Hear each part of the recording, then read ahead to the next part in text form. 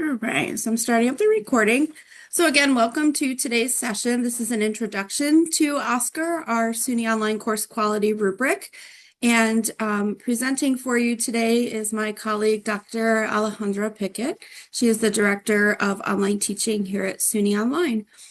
Myself, I'm Erin Maney. I'm the Communications Manager, and Aline Slating, my other colleague, who is our Senior Instructional Designer. We will be assisting in the chat.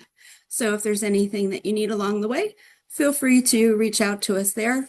And you can post questions along the way as well, and we'll be sure that Alex can see those and address those at the end of the session. We have a ton of resources to share with you today, but they're all going to be on one document. So we'll post the link for that as well.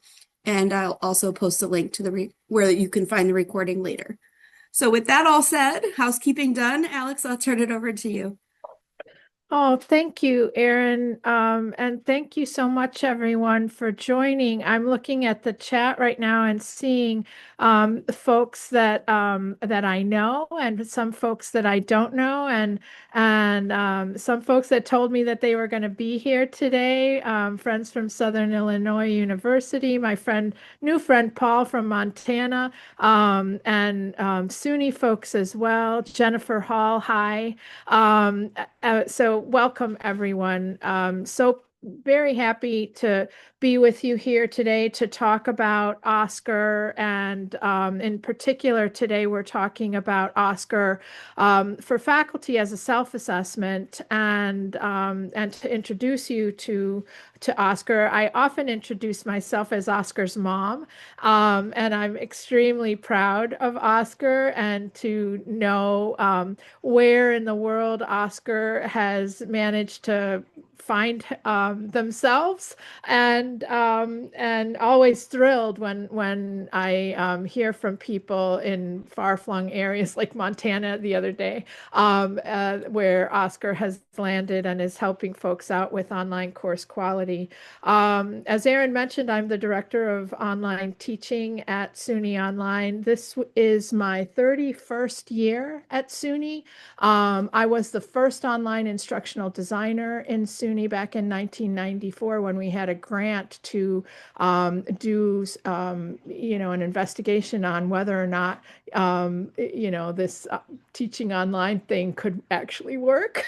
And I've been around for a long time doing this and have trained thousands of online faculty here at SUNY and also beyond, hundreds of online instructional designers. I'm an online instructor at the University at Albany, not at the moment, but have been for many years, and I teach fully online asynchronous introduction to online teaching in the graduate program there.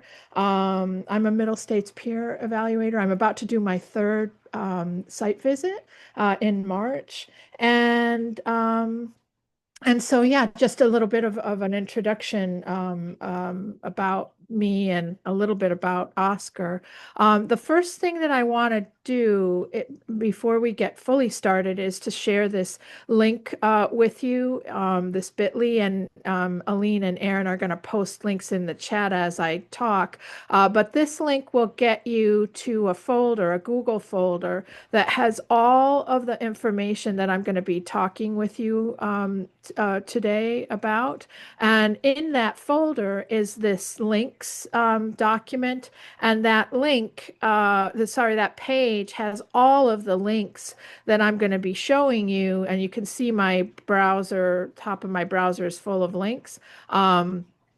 All of those links are here, so you don't have to worry about capturing screens or URLs or anything. All of that information is right here for you to go through at your leisure after the session, or even during the session if you're in particular interested in something in particular. So with that, I just want to give you a brief overview of the day. We're going to talk about OSCQR, give you an overview of OSCQR as a self-assessment tool. OSCQR is very versatile and flexible and can be used in a variety of online course quality um, uh, approaches, and it's intentionally flexible that way. So this one that we're talking about today is about self-assessment. And so faculty who have developed an online course or are in the process of developing an online course can use OSCQR to design their course, and then they can self-assess based on the standards in OSCQR. So we're going to talk a little bit about how to apply the standards, how to use the rubric. We're going to talk about the tools and the resources that are available with OSCQR, because it's not just a rubric, it's also a process. And so it comes with some tools and some materials that can help you in a self-assessment to address standards that you yourself have identified as needing some improvement. We'll talk about how to get the tools and get a tour of the website. And then to wrap things up, we'll talk about some of the badges and certifications that are available, and also some of the additional opportunities for interaction and engagement and continuing the conversation around online course quality in general and OSCQR in particular that are available to you. I want to make sure you know and are aware of all those things.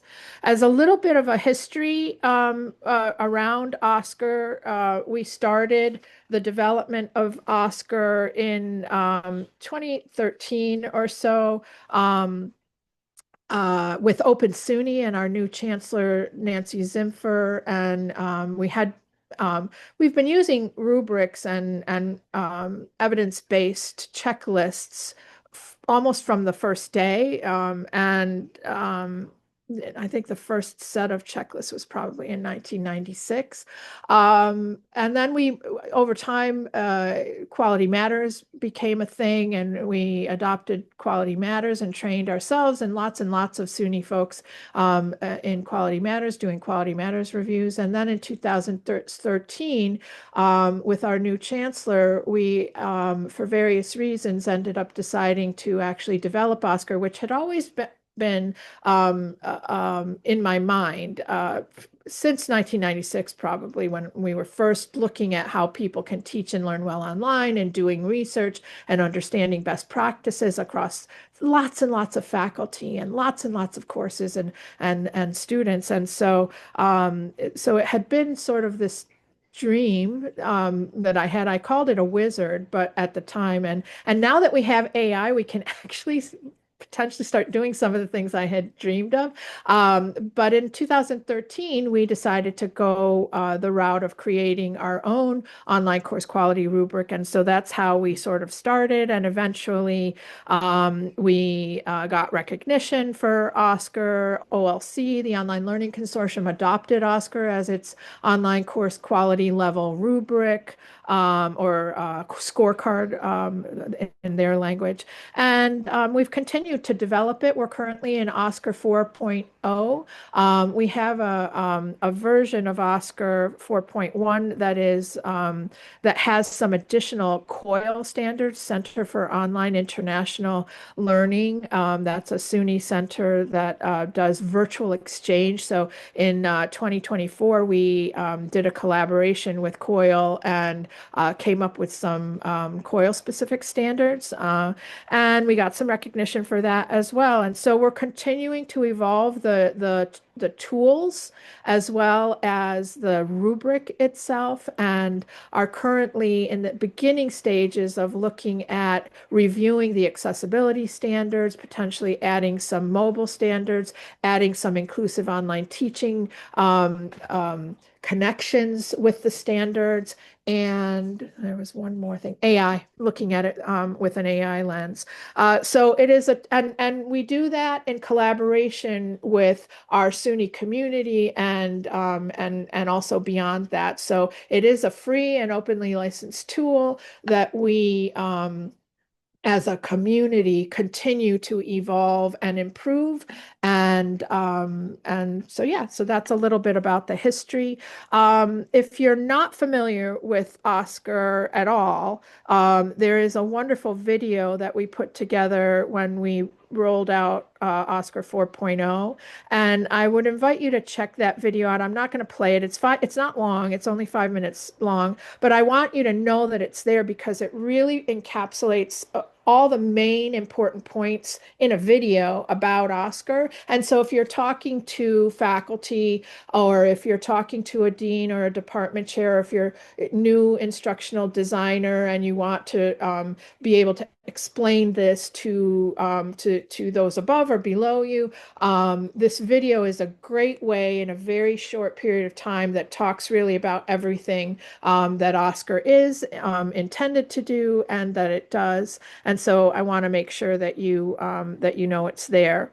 Um, so, essentially, some of the differences, some of the unique things about OSCQR is that it's not just a rubric. As I said, it's also a process, and it can be used formatively as you develop an online course, as well as summatively as a self-assessment, for example, or that's a more informal approach. It could also be a little more formal if an instructional designer does the review, or if you have a group of peer reviewers to give feedback on the course, or perhaps you have a model where it's multidisciplinary, or perhaps different roles, like maybe a librarian and a multimedia person and the subject matter expert and maybe a student. So it's intentionally, OSCQR was intentionally designed to be able to be flexible enough to be implemented in a variety of online course quality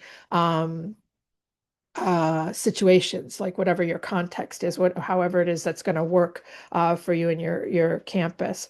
Um, it's not restricted to mature courses or experienced faculty. So, like I said, you can use it formatively with new faculty and new courses. It creates an action plan to assist in making priorities for the refresh of the course. So the review is one thing, right? You look at it as a self-assessment, and you're looking at each of the standards and how things went in your course and whether you thought they worked well or whether you thought something might need improvement. So that's the review. Once you identify in your self-assessment what you think could use some improvement, then you need to refresh your course to address those things. And so the action plan that comes out of the review can be used to help prioritize your refresh. So that's another difference. It's not intended that you fix every single thing that you identify that might need improvement in the course. It's intended to help you look at what you think needs improvement and then decide, okay, for this next iteration of the course, I'm going to focus on interaction and improving my discussions, or I'm going to focus on how my content is presented, or I'm going to focus on how I do my feedback and assessment. So it helps you to prioritize and to keep a list of the things that you think from your self-assessment need to be improved. Another unique thing is that it targets accessibility specifically, as well as regular and substantive interaction, which is both of them are um, um, federal regulation. So RSI is from the Department of Education.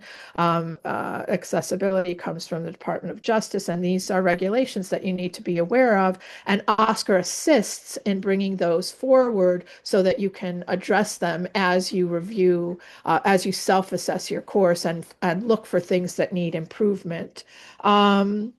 It's openly licensed and it's free. That's another aspect of it that is unique from other rubrics. I mentioned the flexibility of it, and its intention is to support a culture of continuous online course design improvement. And so you see here, the graphic is showing you that you develop the course, you review the course, you refresh the course, you then deliver the course, you then take a moment to pause and think before you teach it again, what had been on your list, what worked, what didn't, what still needs to be improved. And then you kind of go through that process again. In some models, the instructors are independently working. They don't maybe have access to instructional designers, or their access is limited. Or maybe you are working with instructional designers or in peer communities of practice that are assisting everyone in some kind of a systematic way to continuously review and improve the designs of their courses. So this tool was developed intentionally to support that continuous improvement, that iteration of online course design with the understanding and assumptions that this is a non-evaluative process intentionally, and it is also intended to support conversations around what is currently known in terms of research-based practices of how people can teach and learn well online, and to infuse your understanding and the practices that you implement in the design of your course with those evidence-based practices, and that it's an iterative process. So it's, your course is not really ever done. You're continuously improving your skills. The technology is continuously changing and improving. Your content is always evolving. And so too, in terms of the design of your course, and Oscar's intended to assist with that. All right. So what am I showing you now? Let's do a tour of the course, I think.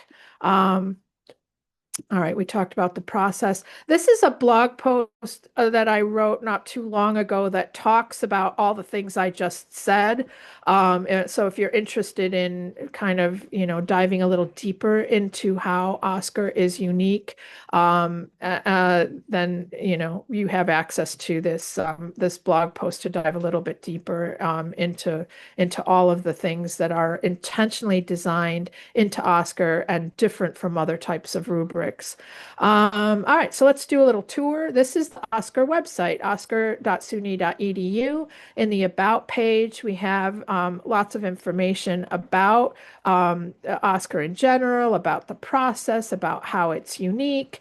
The way that it's set up is there are 50 standards, and each of the standards it falls into a category. And the categories, as you can see on the screen, are course overview and information, technology and tools, design and layout, content and activities, interaction, and assessment and feedback. And this follows, a basic framework for the design of a course, and also for the review of a course. When you start to look at it, whether you're doing a review or a self-assessment, you're going to first look at how the course presents itself initially to the learners, and what you have in terms of materials, content, and activities to present an overview of the course, a welcome to the course, information about the course, all of that kind of stuff. So that's what you see in those first 10 standards in that particular category.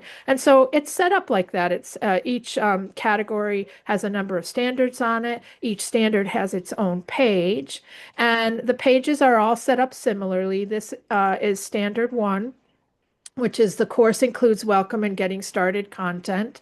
And each of the standards begins with an overview and an explanation of the standard. So if you have some question or need a little bit more information about what this particular standard is about, the explanation will give that to you. And then we have a little mini learning video off to the right here, where we interviewed our own SUNY folks. In fact, there's also some non-SUNY folks in there. You might see yourself in there if you were there when we captured these videos. But it's folks from the community of practice, the online teaching and learning community of practice, talking about that particular standard to give more context and information and details about what that particular standard is about. In this case of standard 1, you'll see a little gauge logo up at the top, which means that this standard is affiliated in some way with regular and substantive interaction. And then if that's the case, there's a whole section of the page that is devoted to explaining how this particular standard can support regular and substantive interaction. And then there's a bunch of ideas and suggestions of what you can do to improve this standard. If you decided in your self-assessment self-assessment that you'd like to do that. And then there's some examples, there's some instructions and information tips on how to improve your video introductions, some how-tos on how to do a video well. We also have included throughout the standards if there is a connection to Topper, which is the Teaching Online Pedagogical Repository that the University of Central, our friends at the University of Central Florida have developed. And if they have anything in their repository about this a particular standard, we have gone through and kind of crosswalked it and added it to the standard. And I'll show you that in more detail in a little bit. And then we always have some related resources to explore if you're more interested in things, some of the research behind what supports the evidence that supports this practice, and then or the standard. And then we always have a place where you can submit some example that you may have from your own instruction, or your observed, any observations you might have from work with others. And then periodically we'll review that and we'll add it to the web page. And then there's also a place where you can comment, so we can have some interaction around the standards. So all of the standards are set up in this way. Each of the 50 are set up in this way. All right. So more of a tour. Let me go back to here. We'll go back to Get Oscar in a minute. I mentioned RSI, and I'll talk about that in a minute also, but I have a whole section on regular and substantive interaction. These are the COIL standards that I had mentioned, and they're over here. You can see them in the drop-down menu. There's 4 of them, and they're specific to online international learning, virtual exchange activities and initiatives, and those are the new standards we added most recently. We also have awards that both we've won and that we give. This year will be the 2nd year that we will be conferring Oscar focused awards. And so if you're interested in learning more about that, please take a look. All of the folks who have contributed to the development and the improvements of Oscar are listed under the acknowledgments page. We also have a page that has links to research, either that has been conducted with Oscar as a some sort of a focus. It's included in the research in some way. And also there are links to research that support individual standards. So all of the evidence that we find out there that is supporting the spirit of a particular standard, you can find under that research page. We also have a community page. Because Oscar is an openly licensed tool, many folks have created resources and materials and other versions and all kinds of things related to Oscar. So if you have created anything and you would like us to showcase it here on our community page, I'd be happy to, send it to me, and I'd be happy to take a look to consider it for inclusion. And then you can also just take a look at what's here to see what the community has developed associated with Oscar. And then finally, in terms of the tour, we have some pages that talk about getting trained with Oscar. You are all in the process in this session having the webinar that introduces you to Oscar self-assessment. And so we have a number of webinars that we do related to Oscar. And then we also have some certifications that we offer that you might be aware of. And I'll talk a little bit more about that in a bit. And then some information, general information on course design. So that's the tour. The next thing I want to showcase or highlight for you is how to get Oscar. And so under the Get Oscar menu, you'll see some links. And under the, if you click on Get Oscar itself, you'll find the page where you can always come to get a fresh copy of the rubric, or a new so that you know that you have the most current version. And there's also some interactive, there's an interactive version of the rubric that I want to make sure you know about. And this is where you get it. So any form of Oscar, the rubric and the tools associated with it are on this Get Oscar page. And you can return to this page and download any of them any number of times. So this is what the actual PDF version of the rubric looks like. And it's, a simple PDF with listing all 50 of the standards and categorizing them by their categories. It's a fillable PDF. And so you can, mark things however you find them in your course. And then for your action plan, you want to document what it is that you found, what your note is, what your suggestion is, what your tip is, in terms of addressing and improving that particular standard. And then at the end, there's a space where you can write more narrative, fuller details about the things that you found in the course, and what you are wanting to do in order to improve the course. So as a self-assessment, you want to take as many notes as possible so that you can document and remember all of the thoughts you had as you were looking at your course and going through each of the standards. So you have two spots to do that in the action plan column as well as in the narrative down below.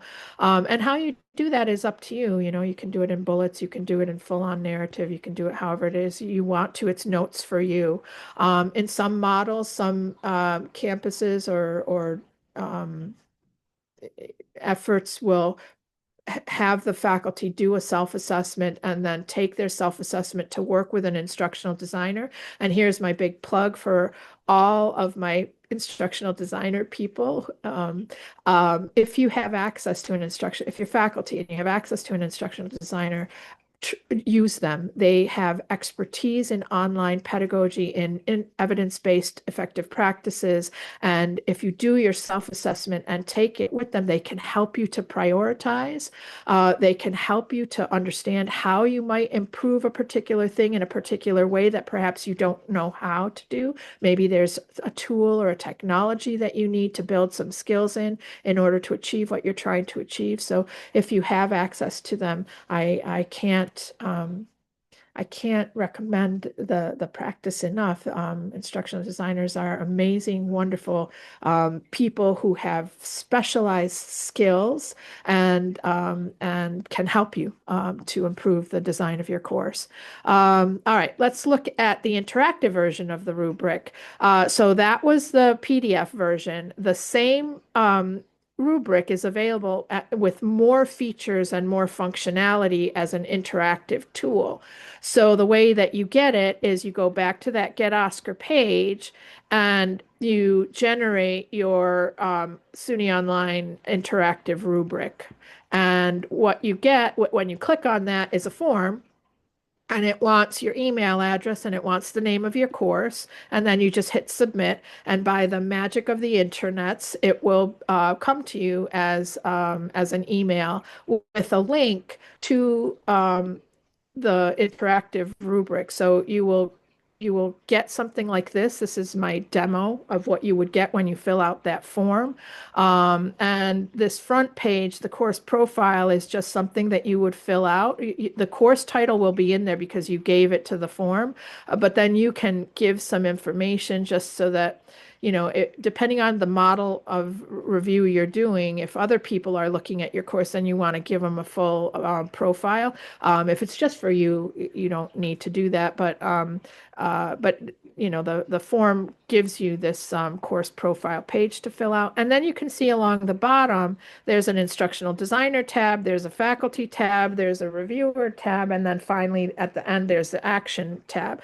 So when you're doing a self-assessment, you with this interactive version, and again, you don't have to. You can use the PDF. It's just fine.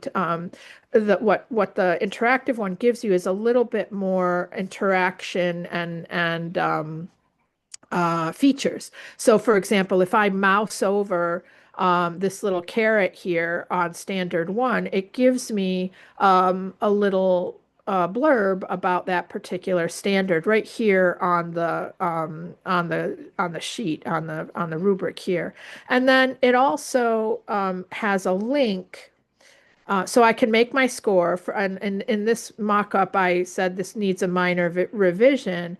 And then my action plan is that the course could use a welcome video and a course tour. And then, so that's what I want to do to this particular course. And I want to add that to improve this particular standard. And then if I needed any ideas, I could click on the Need Ideas link and it'll take me right to standard one in the website, in the OSCQR website. So then I can go and learn more about the standard, watch the little video, look at the recommended ideas, the tips and the suggestions, check out the research that supports it, or Topper if there's anything from Topper in there, and just dive a little more deeply into this particular standard. And you can do that in an easier way from this interactive version.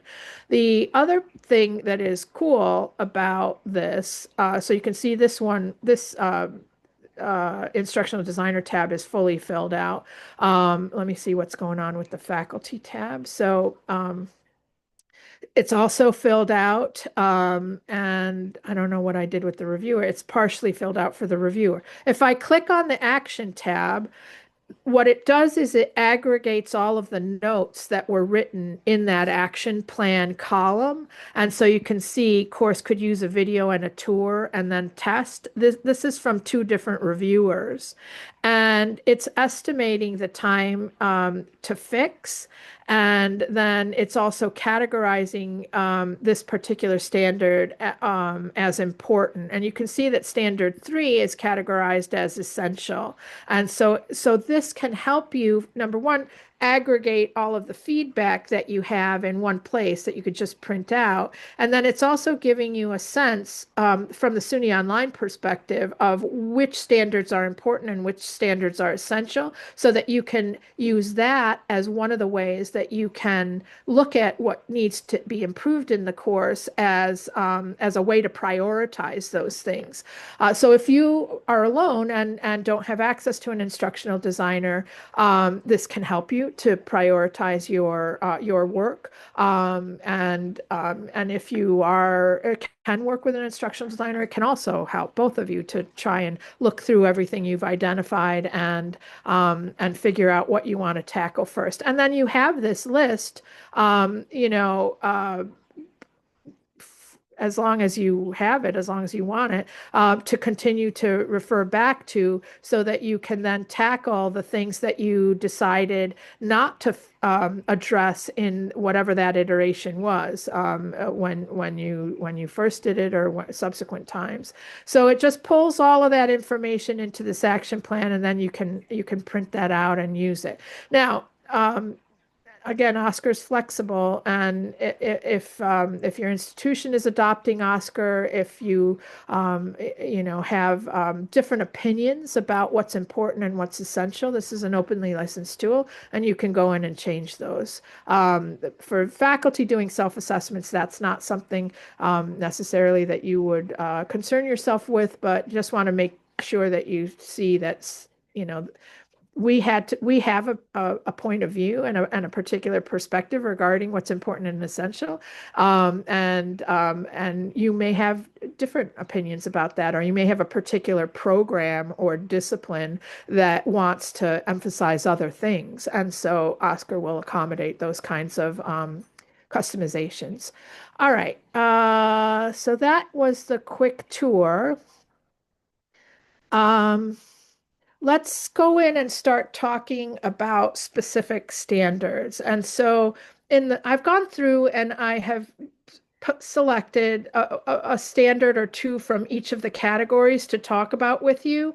Again, this is an overview and an introduction to Oscar, to the approach, to the tools, to the materials, to give you everything that you need in order to go do your own course review. So we'll talk about a couple of the standards in each of the categories. But then, if you're going to do a course review after this session, you'll have everything you need to go into your own course and open it up and then look at course includes welcome and getting started content and look at your course and see how it measures up in terms of what research is telling us about what needs to be included in that kind of information, and you can look for something to improve in that particular category and that particular standard. So for the first one that I chose is standard 3. The course includes a course information area and syllabus that make course expectations clear and findable.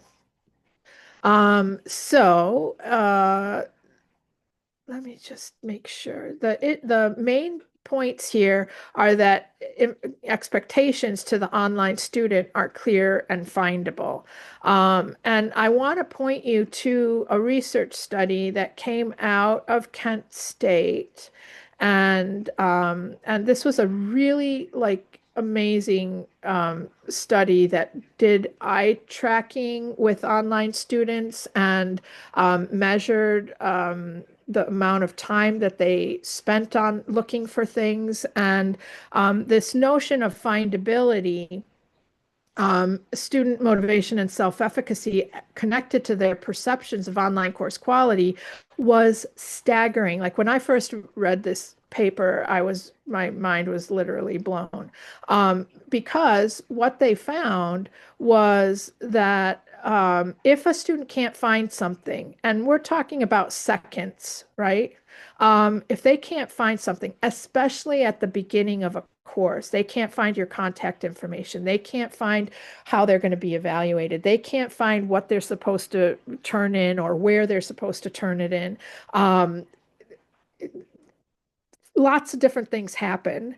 One of the main findings was that students reported lower levels of self-efficacy and motivation after interacting with courses that were rated low in findability. That means they couldn't find something, and students decided that they couldn't succeed in an online course because they couldn't find something. So they felt that they were not equipped, couldn't do it, that they didn't have the ability to do it.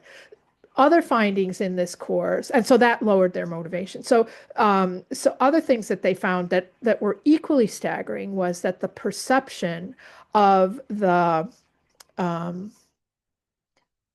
capacity, I don't know if that's the right word, of the qualifications of the instructor to teach the course went down. So they had a negative perception of the instructor's ability to teach the course if they couldn't find something. So those two things together, the issue of self-efficacy and the perceptions related to the instructor, blew my mind. So findability is a word, and it is really, really, really important. So that said, in the instructional design of an online course, one needs to pay particular attention to findability. And so that means how many clicks does it take to find something?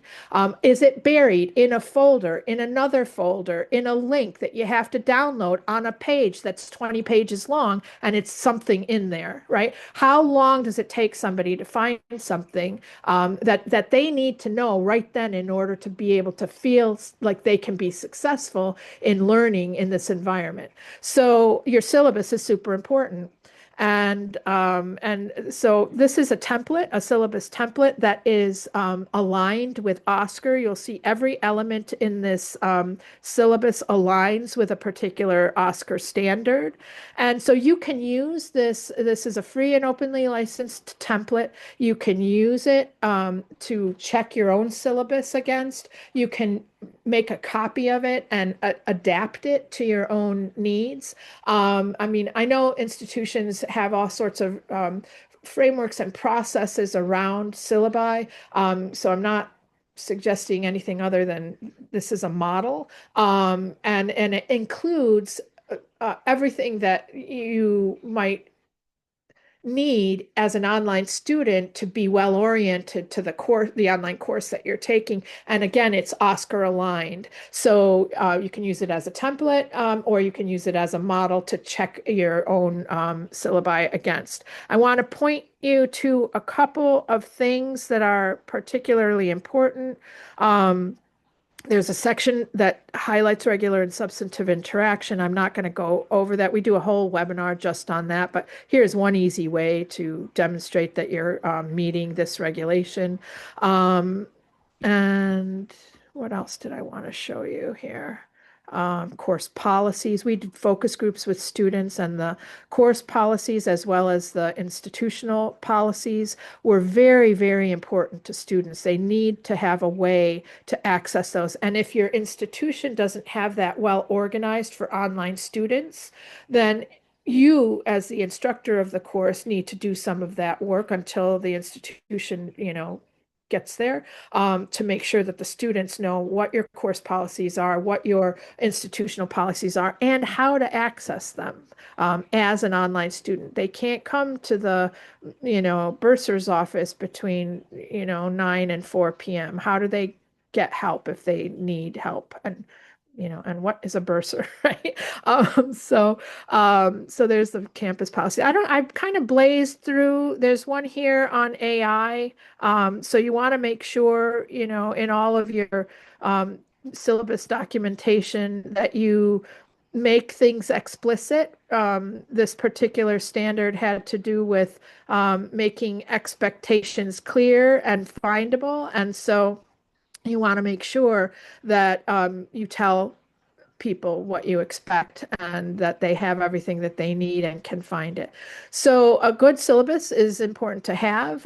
If your syllabus is kind of locked down and needs to be the same for your face-to-face courses as your online courses, then you're going to need to supplement with course information within your online course, because there's stuff that's different for the online students that they need to know and do, that's different than for the face-to-face students. And so you want to make sure that you have all of that well and easily findable and documented in your online course. So for this particular standard, one easy way to address it is to make sure you have a welcome video. But if you already have a welcome video, you can improve it. You can always improve something. And so you might want to consider adding a course tour to your welcome video. And that will show people very extemporaneously, low effort in terms of a screencast. You can show your screen and show students, this is how you contact me, this is how you get office hours, this is what office hours are for, this is how you ask a question, this is where you're going to find all of the content for the course, and this is how the course is organized. And you can do that very quickly in less than 3 minutes, in addition to your own personal welcome. And that's how you can improve this on this particular standard, even if you already have a video in your welcome. All right. There's examples here of the different types of course information and what you might want to consider as important and potentially unique for online learners. Okay, let's go to which one? We're going to standard 9, which is course objectives and outcomes. Course objectives and outcomes are clearly defined and measurable, and are aligned to learning activities and assessments. So in this one, let's go look at what this one is about. This one, it has to do with writing good course level and module level objectives. I really love this resource that I found a long time ago from a professor, Carl. I can't read that, Wenning. And what I really liked about how he articulated this was that he showed some poorly written objectives and some objectives that are a little better written. And this starts to help you see the difference between the verbs. So in the poorly written ones, the verbs are know and understand, and in the better written ones, it's write and provide. And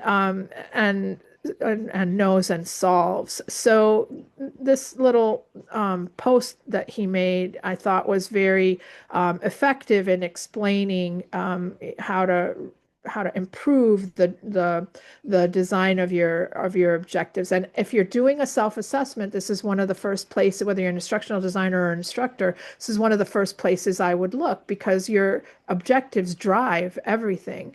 And so you need to make sure that they are clear and that they are well articulated. And one of the things when you're thinking about course level or even module level objectives is um, what is the breadth of activity that you are or the approach that you're taking to engage the student in the content that you're presenting, the interactions that you're designing, and so forth. And so Bloom's, if you're not familiar with Bloom's taxonomy, that's okay. But Bloom's is a framework that can help you to understand how to improve your thinking around how you develop and articulate the objectives that you have for the learning in your course. And Bloom's talks about the knowledge dimension, and that goes from concrete to abstract knowledge, and also falls into factual areas, conceptual areas, procedural areas, and metacognitive areas. And then the same with the cognitive process dimension. It's from lower order thinking skills to higher order thinking skills. So you're wanting to move people through different levels of the knowledge and cognitive processes, and the sub levels of that as well. And so, there's nothing wrong with, and in fact, you have to at some point remember some stuff. So, but you don't want everything to be at the remember stage or everything to be at the understand stage. You want to move them from remembering and understanding to applying, to analyzing, to evaluating, and then to creating something with what they have learned. So I love this framework, even though it's a little bit, technical, perhaps, for if you're not an instructional designer, because it helps you to start thinking about your own objectives and how they might be improved to cover and make sure that you are moving folks through wherever it's appropriate based on your discipline and the level of your course and whoever your students are, moving them through to higher levels of thinking and higher levels of knowledge to be able to go from concrete to abstract and from lower order to higher order, more critical thinking skills and abilities. So take a look at these documents when you have a chance. When it comes to like looking at your objectives, this resource will help you visualize that better. So here are all at the remember stage in Bloom's, here are all of the verbs that you could use, right? And then here are some sample questions and some activities, products, or outcomes that would be associated with that. And this goes through the entire taxonomy with verbs and examples and suggestions. And so as you're looking at something to improve in your course with your self-assessment, you might want to consider taking a look at your objectives and some of these materials to assist you. Another thing that comes up when you're looking at objectives and you're looking at the beginning aspects of an online course, an instructor will often ask, how much content should I have? How much time should this be taking? What is doable? What is realistic? What is when you're in an online environment that can be a little bit difficult to gauge. And what I've observed often is that an instructor's wonderful impulse is to put everything that they know in the course and to make sure that they have all, as much as they can put into the course. And what ends up happening is that the content and the activities get obscured from the original learning objectives. They're not aligned well, and the course bloats to the point where a student can't actually physically accomplish what is being asked of them to do. And so it's important to think about that. And so I put together this resource to kind of give you some basic guidelines and understanding around time and what you might be looking at. And so you can look at the little tables that I have here for you. But then how do you gauge 9 hours of work per week for a 3 credit course, undergraduate 3 credit course that takes 15 weeks? How do you determine that? So I put some resources together. I found some. This one is from Wake Forest, I believe.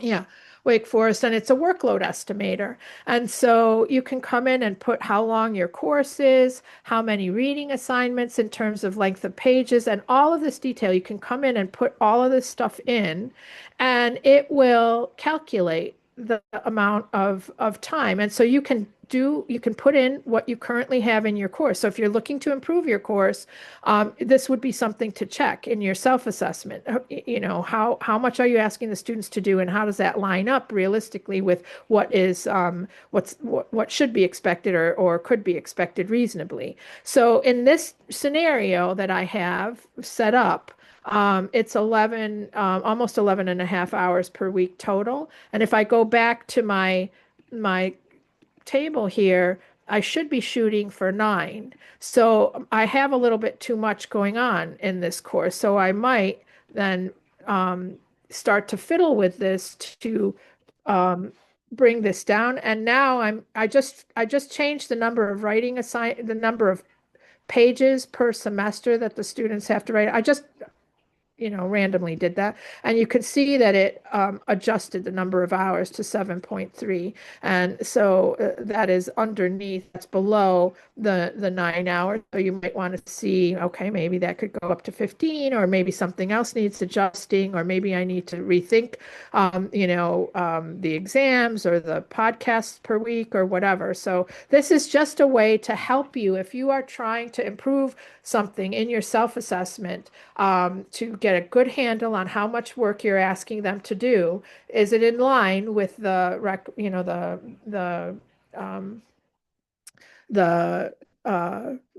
recommendations here, the expectations here, and is there anything that could be adjusted? Now, once you have that, and you've thought about your objectives, you want to improve your objectives, you've thought about your time on task, then you could potentially work on improving your learning objectives. And this is a tool.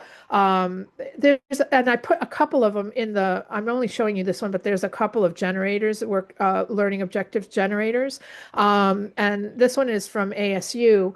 And so you just put in your discipline, you put in the level, you put in whether it's course or module level, you tell it how many objectives you want, and you give it some details. And I said this is a biology course, and I am for whatever reason, I'm focusing on cell mitosis here. And so then I'm going to generate the objectives, and it's doing it. And it came up here with 4 objectives, and you'll see that it's automatically increasing the cognitive dimension, and it's writing it with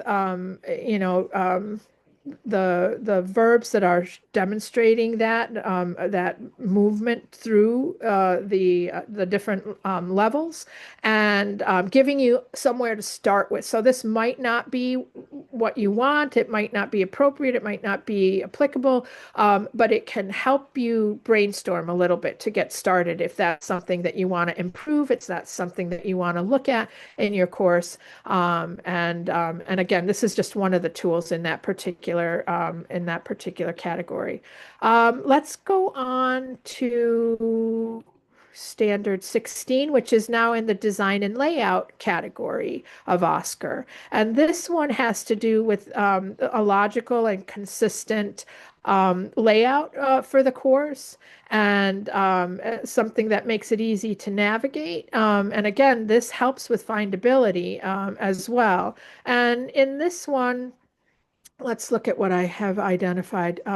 So modular course structure. So, you have to take a position on how you're going to chunk the content of your course. You can use all different things to help you to organize the content, into modules or units or whatever it is that you want to call them.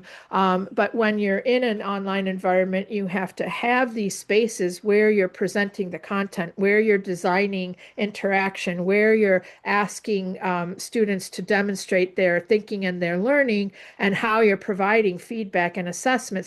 So organizing that in a way that helps the students make sense of the content and how you're presenting it is really important. We know a lot about how people teach and learn well online. There's 30 plus years of research now in all of this, and some of our own research in SUNY has contributed to this understanding. And so, for example, we know that the magic number for numbers of modules in an online course is 7 plus or minus 2, because we surveyed students and faculty and asked them how many modules they had in their course, and then asked them about their satisfaction, and asked them about how they perceived the learning of the students in their courses. And then we asked the students the same thing. And what we found is that over 9 modules, satisfaction and perception of learning went down. For fewer than 5 modules, same thing, and both for faculty and for students. And so there's some evidence, obviously, correlation is not causation, but there's some evidence to suggest that there is something happening, something meaningful about how courses get chunked. And if you're interested in reading that study, we have the link for you.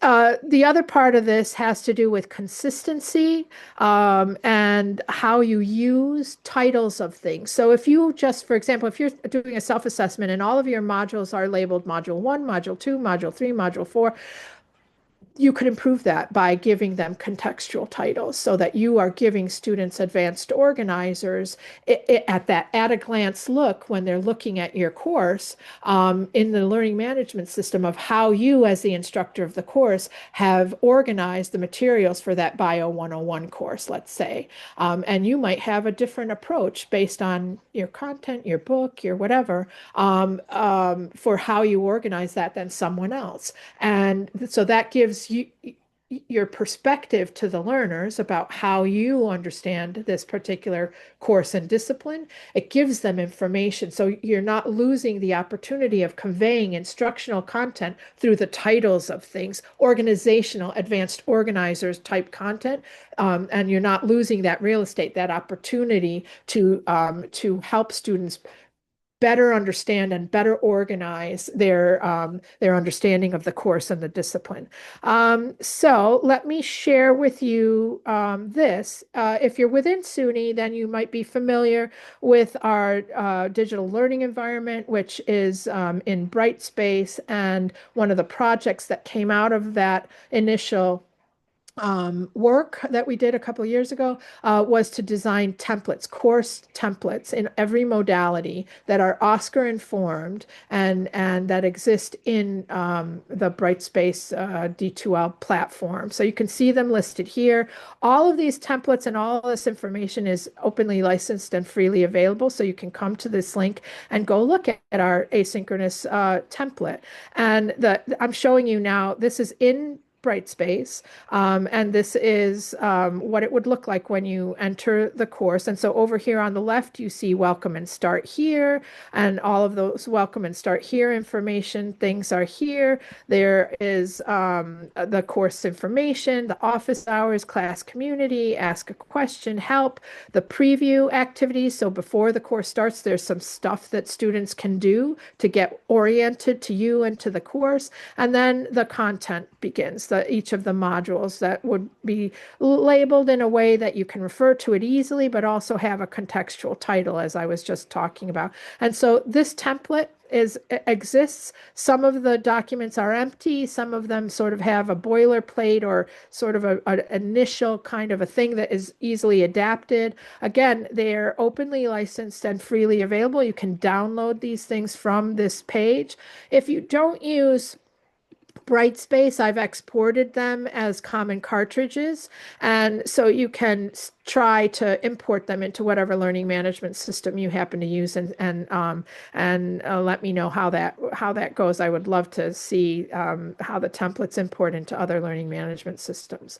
So that's available to you. I also wanted to point out and mention again that these templates, all of them, are aligned with Oscar. So this is a document that talks about how the asynchronous template aligns with Oscar. So every element in the template has a section that describes, if it's in the template, where it is, and some notes about it. And as I scroll down here, you'll see some of these things are placeholders, and some of them you actually have to manually adjust, like either to activate it or to delete it if you're not going to use it. So all of these things are documented in this alignment document, and you can find all of the information related to the asynchronous course here. That one I was just showing, course template Oscar alignment. It's right here in the asynchronous template folder. And then there's a guide also. There's the actual zip files, and so you can check this out at your leisure. The next one I wanted to share with you was also in the design and layout category was 24, standard 24, which is when possible, information is displayed in a linear format instead of a table. So some of the standards, most of the standards in the design and layout section have to do with accessibility, and this is one of them, and an important one. And we all know about the DOJ deadline that's coming up in April 2026, and everything needs to be accessible. And so if you're doing a self-assessment, just focusing on accessibility of your course might be a really good thing to do right now, so that you can make sure that your course is optimized for accessibility to the best of your ability. So one of the things that Oscar highlights is putting things, if you're going to put things in a table, to make sure that you do those well, and to suggest that perhaps not using tables if you don't have to would be a better approach. I have some information that I share about tables, just so that you know, and have that information. And this is just one of the things that I put in that particular section of the links document. I wanted to also share an example with you if you've never experienced a screen reader and are wondering exactly why the recommendation is to either not use tables or to make sure that your tables are optimized for accessibility. This is an example. So here we have a table that talks, that lists all of the terms over the years, all the fall terms over the years, and then lists numbers of freshmen, sophomores, juniors, seniors, and so forth, and then gives non-degree students and totals. So this, if someone is using a screen reader and the table has not been properly optimized, this is what it's going to sound like. Table with 8 columns and 5 rows. Fall term freshman sophomore junior senior post-bac non-dash degree total 2007 42 40 32 18 34 18 46 39. All right, so you get the idea. It's just reading straight across fall term freshmen. So it's just going straight across. So that makes it very difficult to understand if all you have is what you hear. And so if you optimize this table appropriately, then it'll read down the columns, or you can design actually how it reads it with tools that can help you to make sure that you're optimizing a table that you might have for a reader. So I just want to mention that and have you check that out. If you have access to an instructional designer, I am sure that they have resources and tools and suggestions, perhaps even assistance with making sure that your tables, if you use them, and all the other things that are in your course, like PDFs and images and so forth, that they are all appropriately set up for accessibility. I have this resource that we put together recently or improved recently that talks about the regulation and the deadline, that gives specific tips on how to improve things. So at the very minimal level, you might want to be thinking about your making sure that you're using the heads and styles and tags that are available in your learning management system and in your Word or PDF documents. You want to think about high contrast. Obviously, you want to make sure you have alt text for images. Anything that is audio or video, you want to have transcripts for. You want to make sure your PDFs are accessible, your tables are accessible, that you use descriptive links for any hyperlinks, and that you familiarize yourself with the accessibility checkers that exist in WordPress and in Microsoft Word and in PowerPoint and in Adobe Acrobat. They all have accessibility checkers, and so you need to, either work with an instructional designer or familiarize yourself with how those things work. They're fairly straightforward and easy. You just click on the button and it tells you what needs to be fixed. And so the other thing I wanted to show and share with you is this beautiful checklist down at the bottom. And my colleague, Aline Slating, who's here with us today, developed this checklist. And it is, yes, another rubric that you could use if you're focusing on accessibility in your course. This goes into even more detail to help you to make sure that you are hitting everything that you need to in order to improve or ensure accessibility in your digital content and in your online course materials and activities. So I will point you to this page to mine later when you have time, and if this is something that you would really like to focus on and work on, I highly recommend that you check it out. All right, let's go to, okay, where are we going? We're going to Standard 29, which is in the content and activities section of category of OSCQR standards. And this one talks about that the course offers access to a variety of engaging resources to present content, support learning and collaboration, and facilitate regular and substantive interaction with the instructor. And primarily what this is about incorporating active learning strategies. So as you're looking at your course and looking for things to improve, are all of your activities relatively passive, or are you are you designing courses that help students to interact and engage in more active ways so that they can make their thinking and learning visible to you in a variety of different ways, and not just visible to you, but also potentially to their peers, and designing activities that engage them, across, not just engagement with you, but also with their peers. So active online learning activities and strategies, there's a lot that's known about that. And I want to point out a couple of resources that I find very helpful and very cool when working with faculty or when thinking about how to get your activities to be in an online format to be more active. So this resource is from University of Illinois, and I love it because it's got all of these types of activities.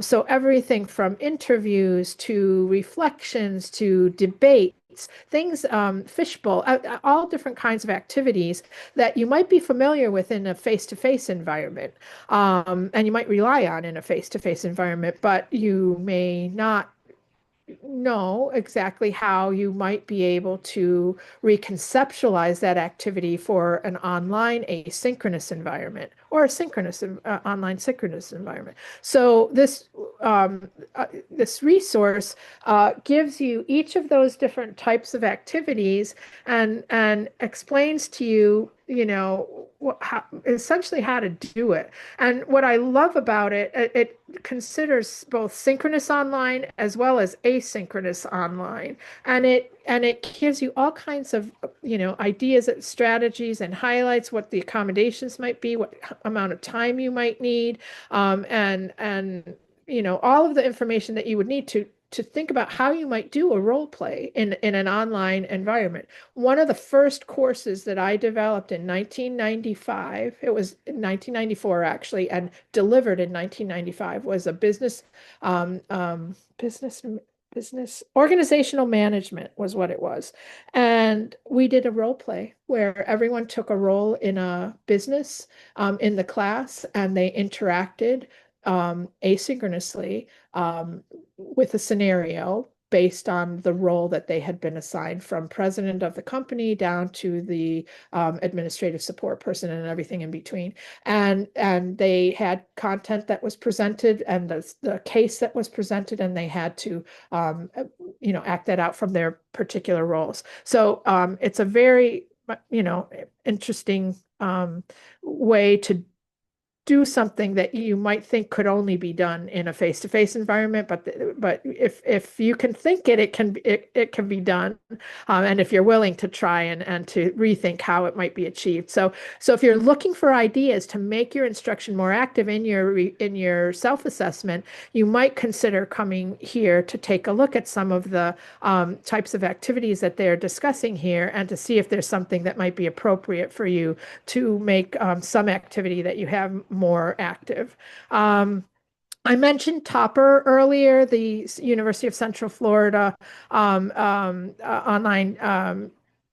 practices repository. So I just came to Topper, the web page, and I did a search for role play, since that was the example I was showing you. And here are a whole bunch of other resources that you can take a look at to help you implement and design a role play activity in your own online course and instruction. So whenever you're looking for ideas, Topper is a wonderful, wonderful resource, and you can just search it. And it's a peer-reviewed process. They give a description of the practice. There are artifacts to demonstrate, and all the citations that are related to support the particular practice. And they go through a peer review process in order to get into this repository. So if you're interested, check it out. This is an article I wrote a long time ago, but it just lists a bunch of different, I called it 50 Ways to Leave Your Lecture, but it's alternatives to lecture. And so there's just like 50 different ideas of things that you can do. You can have a guest speaker, you can pop a quiz, you can do brainstorming activities, you can do a chain story, you can have student-led discussions, you can have a debate, and it goes on. There's 50 of them here. So if you're looking for ideas, here's another resource to kind of help you brainstorm and think through how you might approach improving the activity, the interaction, the learner-centeredness of the activities that you design for your learners. All right, for this one, we're in I think we're still in content and activities, and this is standard 30. And this is course provides activities for learners to develop higher order thinking and problem solving skills such as critical reflection and analysis. So again, that reminds me of Bloom's. And this particular resource I wanted to point out to you. Has this handy dandy graphic. And so if you're looking for ways to improve this particular standard, you can come here and let's say apply and procedural. So you would carry out pH water samples. You would do some tests on pH in water samples. So that would be an application of a concept, and that would be procedural. Let's say you want to go to the create. You could do generate a log of daily activity. So that's at the create and factual level. So this is just another tool to sort of help you brainstorm and think how you might hit both the cognitive process dimension and the knowledge dimension in terms of the activities that you're designing in your course. So if that's something that you want to work on, if this particular standard is something that you want to work on, you want to help them move into those higher order thinking skills, those critical thinking skills, those application and problem solving skills. And so that this tool and some of the other ones that I already shared with you about objectives and so forth can help you with that.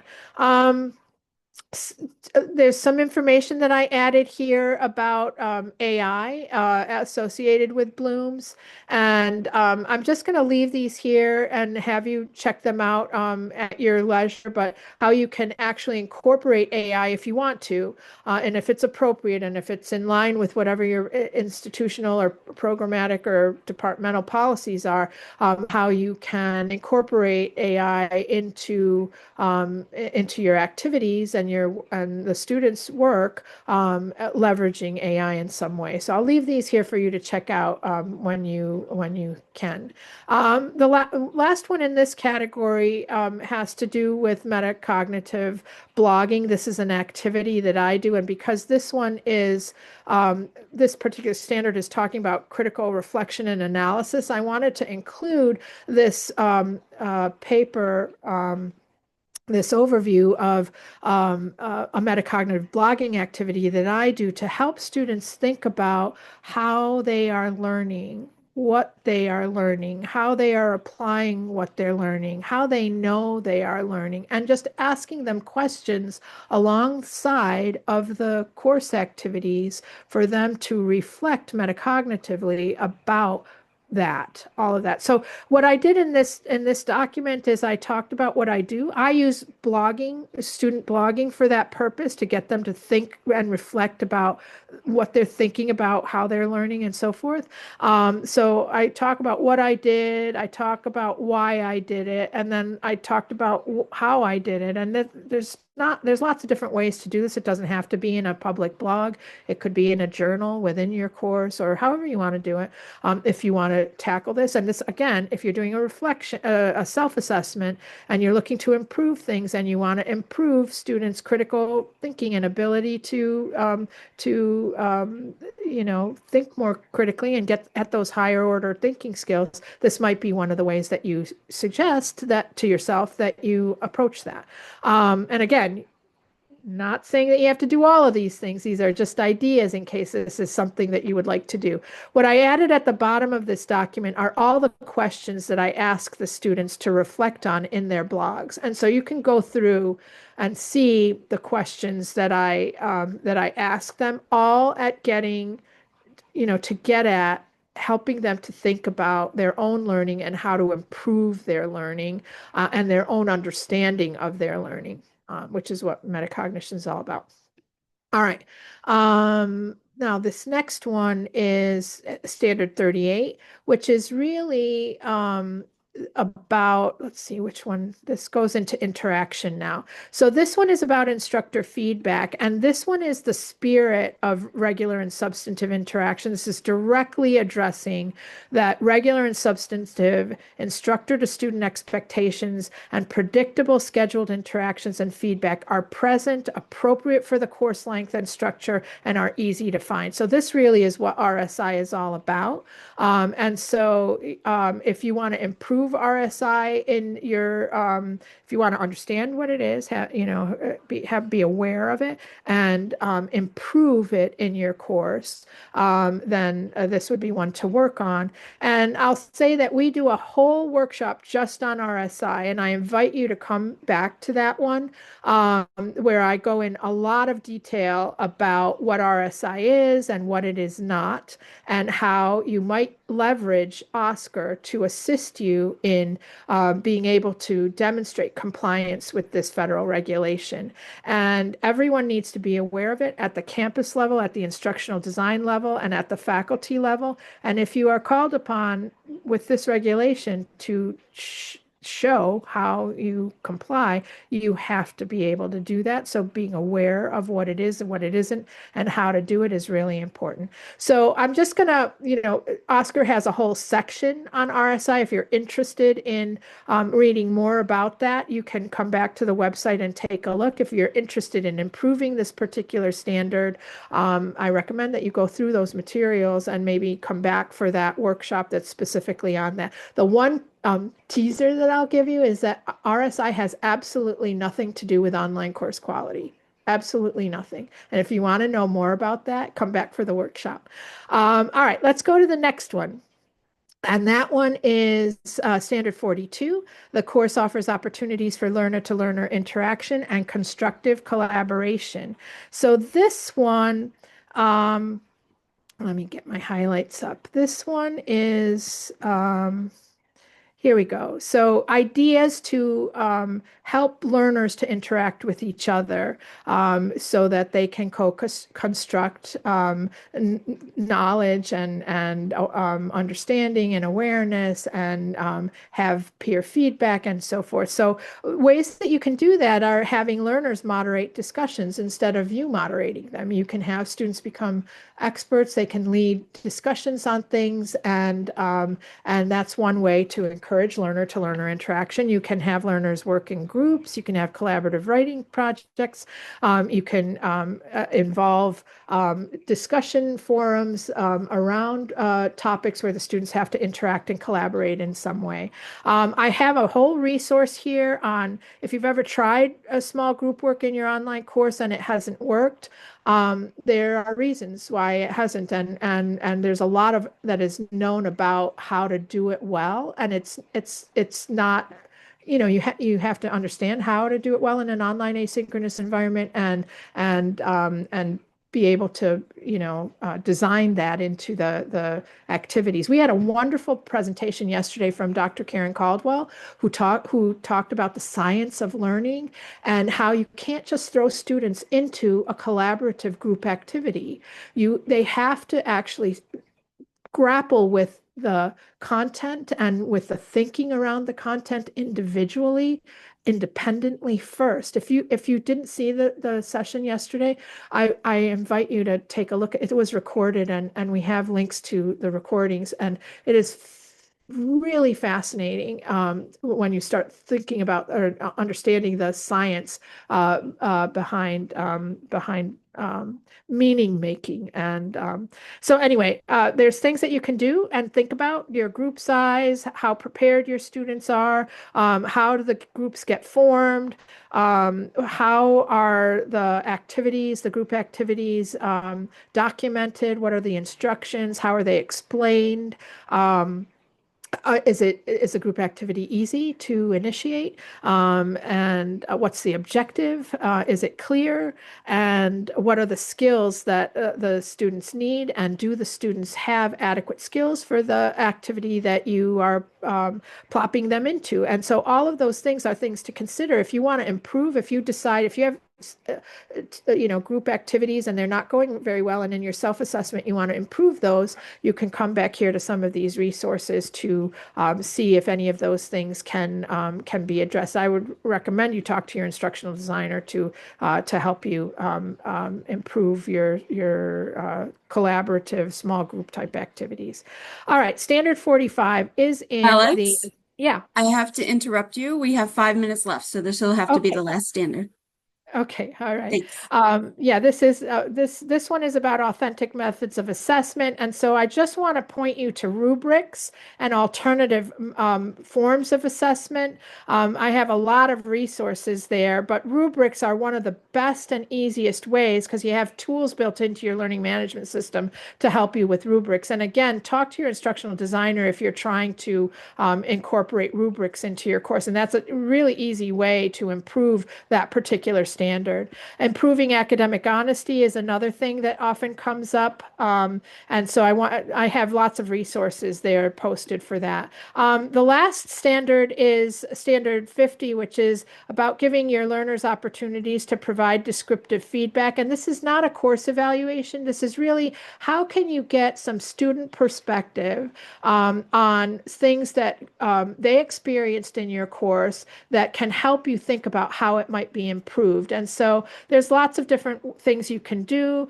You can get at that in some farewell discussions. You can actually poll students. You can ask them questions, but it's not questions like, did you like the course, or how did you find the course, or what specifics can you give me about how to improve the course? You want to like really dive in deeply and ask them some very targeted and specific questions.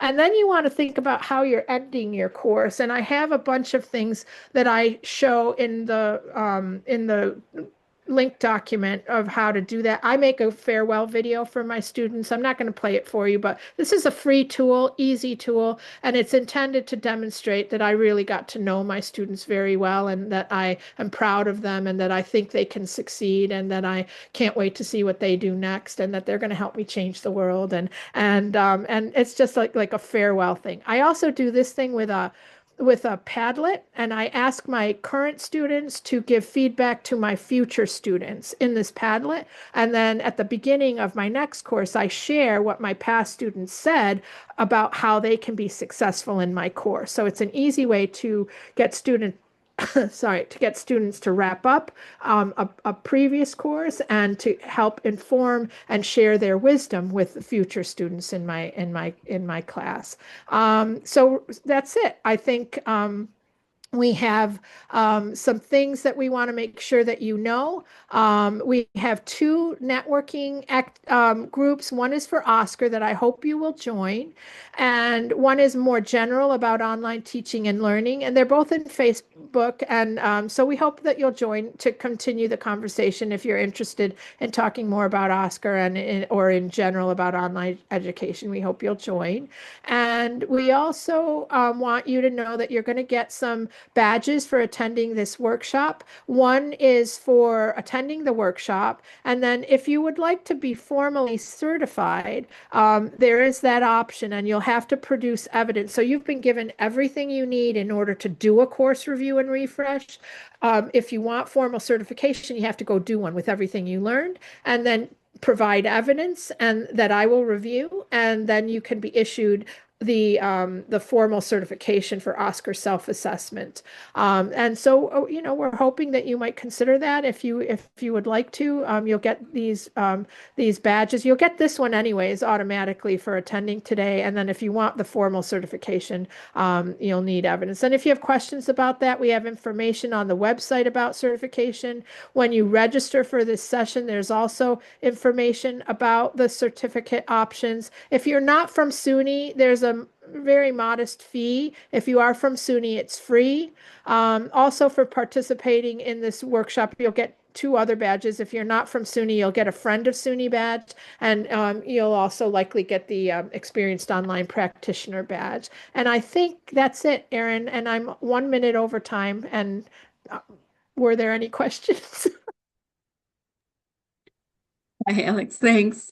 Yeah, there were some questions. And so I'm going to just note that in the chat are resources for you if you want to get the recording later if you want to register for certification or additional webinars that we're offering, and just where you can find our YouTube playlist and all of that. For those that have to run. So what I'm going to do is ask some of the questions so that I can capture them as part of the recording, Alex, and then we'll be all set. So a couple questions about OSCQR in general. Some of the so one of the questions was about what some of the major factors were that led to us developing OSCQR, since there are and were, right, other rubrics out there. So were there significant gaps that OSCQR helped to fill and that kind of thing? We did point them to some about resources, but that's a good question, I think, for kind of why OSCQR and where did it come from? The question is why we developed OSCQR. Yes, when Is there that the are other question? Why rubrics did we out do there that? already. Yeah. Yeah, so like I said at the beginning, we had adopted Quality Matters for the brand recognition of Quality Matters. We had our own rubrics prior to Quality Matters that were as good, but Quality Matters was just sort of at the beginning stages of evolving and had a good brand recognition. And we were a membership organization at the time, and so it was a benefit of membership in the SUNY Learning Network back in the day. And we decided to change and develop OSCQR because the model of Quality Matters got more restrictive. Initially, they allowed us to co-brand the certification that was given, and they allowed us to modify the training. Most folks at the time didn't have as rigorous online faculty development and online instructional design processes and activities. And so asking faculty to sit in an all-day training talking about things that they had already been exposed to and done just wasn't realistic for us. So they allowed us to modify their training to be a half-day thing. And then at the time when we made that decision, Quality Matters changed their financial model and got very strict about how and what you could do with their stuff. And it's restrictive, right? It's first of all, it's evaluative. You can fail Quality Matters. Second, it's restricted to experienced online faculty with mature online courses, at least at the time it was. And it didn't deal with accessibility at all at the time. And and and they then also wanted to charge not only for the materials, but also for everyone that went through the workshop.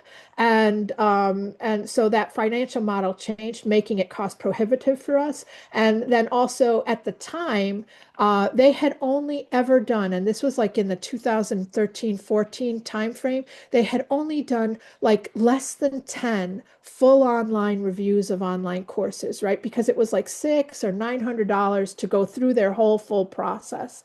That was never going to happen at SUNY. We were never, that's not scalable for us.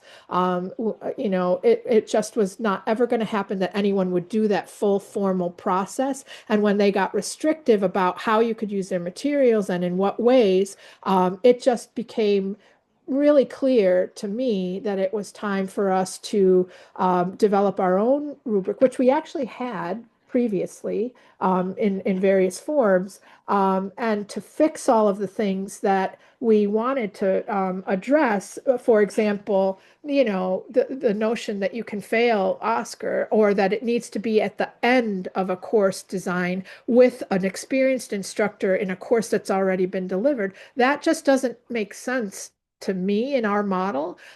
We never wanted to pit instructional designers in a confrontation with faculty, and so or institutionally. So our emphasis is on continuous improvement. It's on understanding the effective practices that are evidence-based, and into helping faculty and the institution adopt this culture of continuous improvement. And so all of the things that I listed at the beginning of the things that make OSCQR unique are totally different from any other commercially available or existing rubric that are out there, or at least at the time. We incorporated accessibility right at the beginning. We actually had in OSCQR 1.0, we had 50 accessibility standards and 50 pedagogical standards, and no other rubric thought about accessibility at the time, really. So we intentionally designed OSCQR to be unique from other rubrics right from the beginning. And we also wanted it to be free and openly licensed so that it could accommodate any type of online course review initiative that a campus might have. In SUNY, we have 64 different campuses. Every campus is different. They have different resources. They have different approaches, different authority.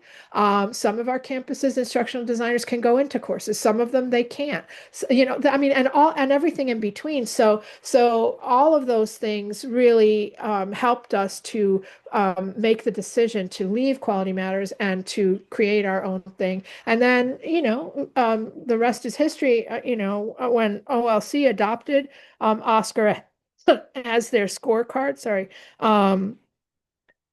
we got endorsed by a national association, and our visibility extended beyond SUNY considerably, and OSCQR is now in all parts of the world. It's everywhere, and it's been translated into different languages, and it's been modified, and it's been customized. And so I'm very, very proud. I'm a very proud mom. Absolutely. Two more questions. I have another question here from Gregory. Have there been any attempts to link OSCQR standards to quantitative performance or educational outcomes, or do you think this is beyond the scope of the tool?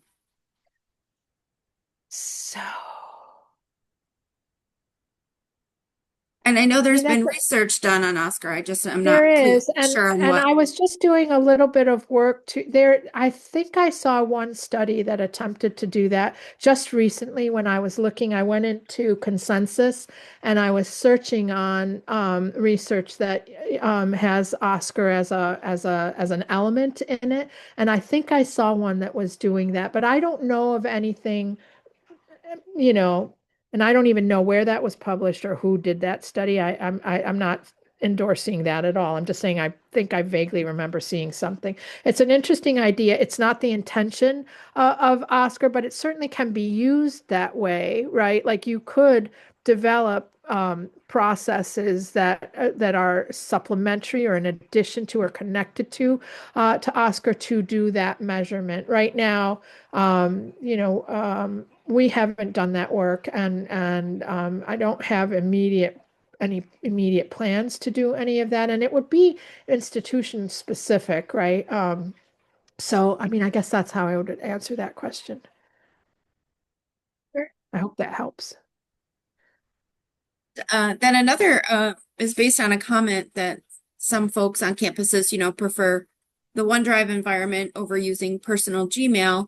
And the question was wondering if there was any chance that the dashboard would move from Google Drive to maybe like OneDrive.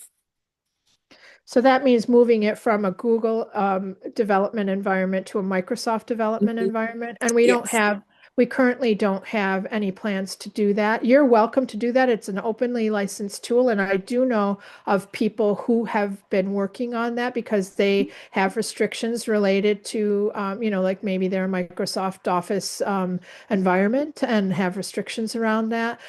What I can tell you is that OSCQR, the reason that we did it in Google initially was because of its flexibility and its ease to distribute things publicly, right? It's very, very easy to distribute the rubric in the way that we do through Google.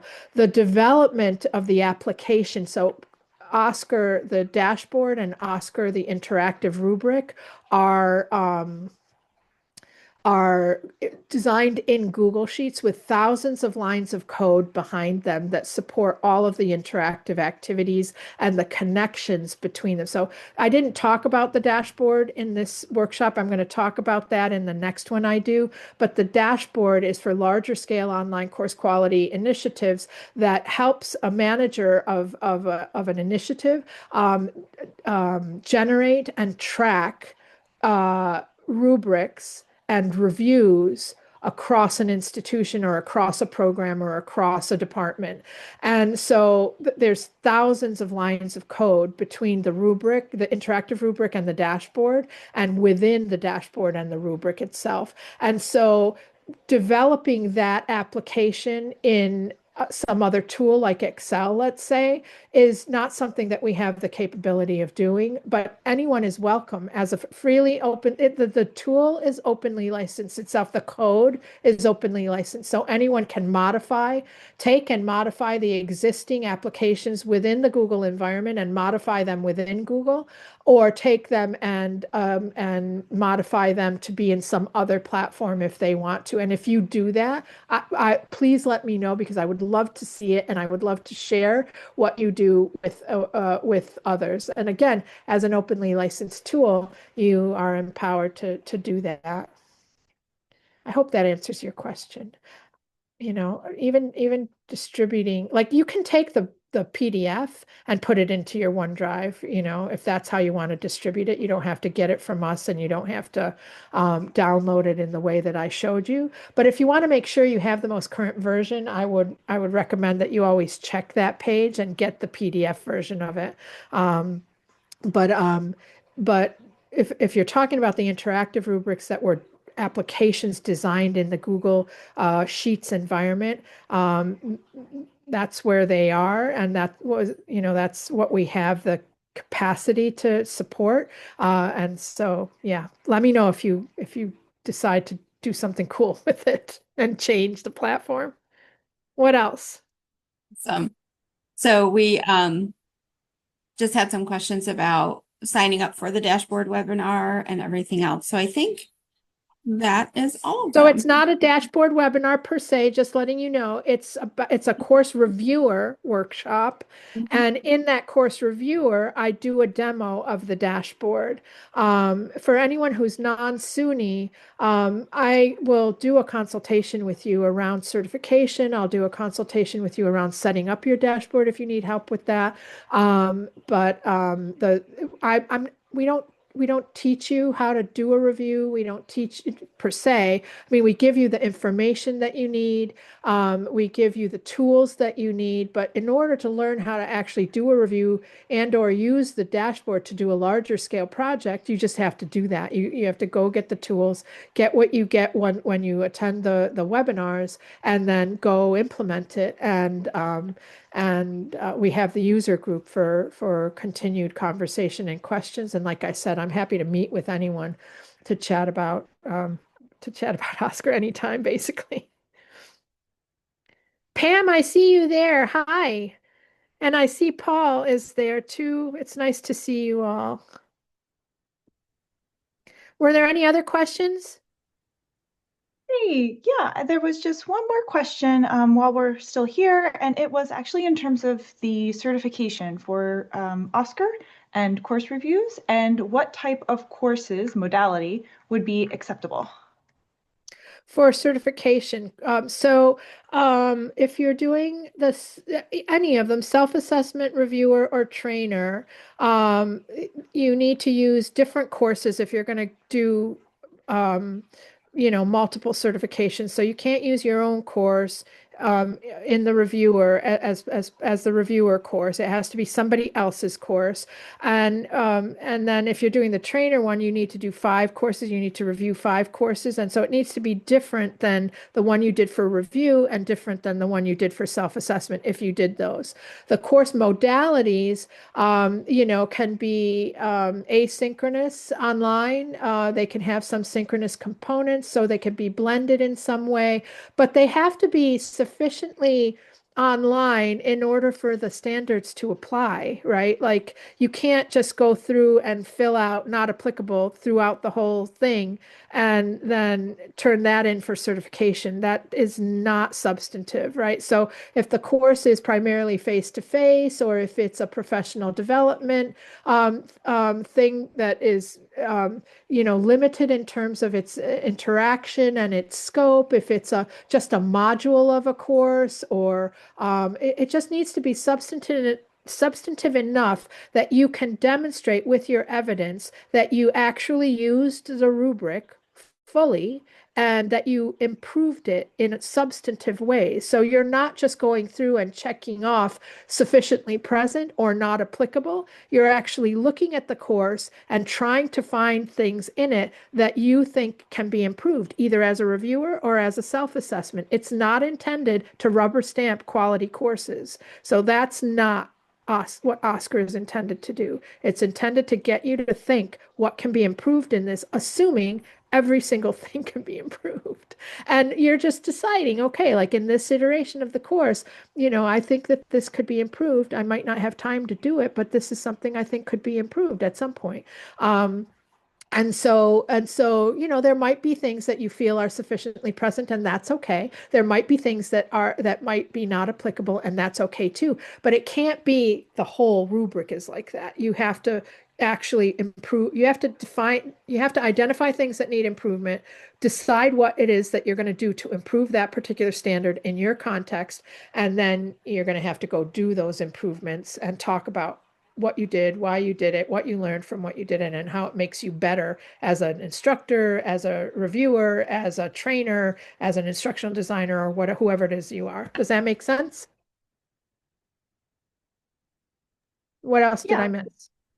Yes. And there was one last question, I think, for now, and it was in regard to the certification and review process, does the instructor have to follow through on your recommendations for you to be certified? And I added that you at least have to have a conversation and describe how that conversation went.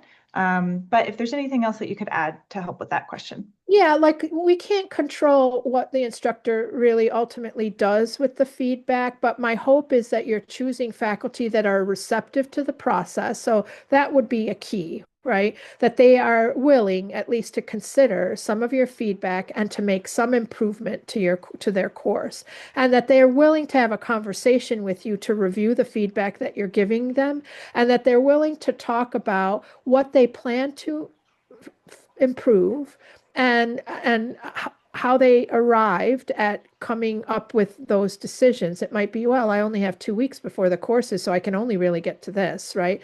But I want, in your reflection, when you talk about it for the certification, I want to understand what happened in that conversation, because if you were a reviewer, you're reviewing courses and you're giving that feedback to somebody else. And then the understanding is that the course is going to be improved based on that review. So if you can't show that that happened in some way, even if it's, limited, if you can't discuss that in some substantive way, I can't certify you as a reviewer. This whole thing is that you are capable and have completed an actual review and refresh of a course. So yes, if you have someone who ends up saying, no, I'm not going to do any of your reflections, then, any of your suggestions, then I would write that up and what happened, and then reflect on how you might approach it differently next time. What did you learn? Like, why did that person reject everything? And can you actually ask them why they're not going to do it, and then put that in your reflection? And then how is that going to change you in terms of how you approach your presentation of suggestions to the next person you get to work with? And is it going to change anything in how you do that? Because ultimately what we want as reviewers is to help people take our suggestions where, we have some understanding of what works, right? As a reviewer, you are saying that you know a little bit something about this, and you're suggesting for their benefit to improve certain things, and you want them to improve their course, right? So first, I would say choose somebody who's receptive. Make sure they know that you're going to want to talk to them about your recommendations and suggestions, and you're going to want to understand what they're going to prioritize, what they're going to change, what they're not going to, and why. And then,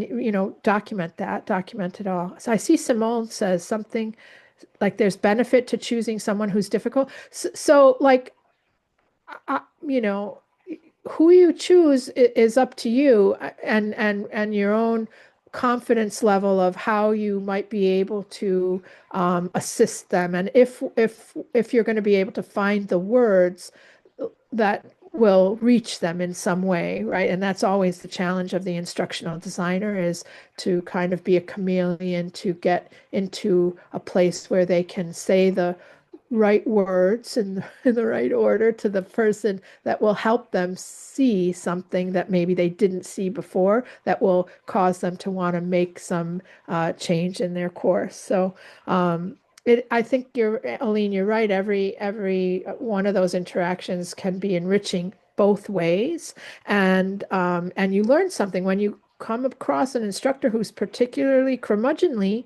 and resistant.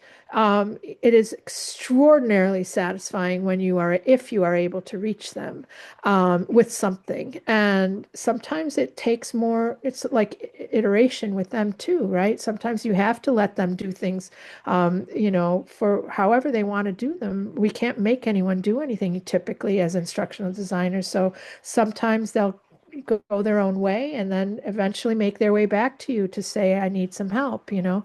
So we can set a table and we can invite people to come, and we hope that they enjoy the meal and get something out of it, but we can't make anyone eat, right?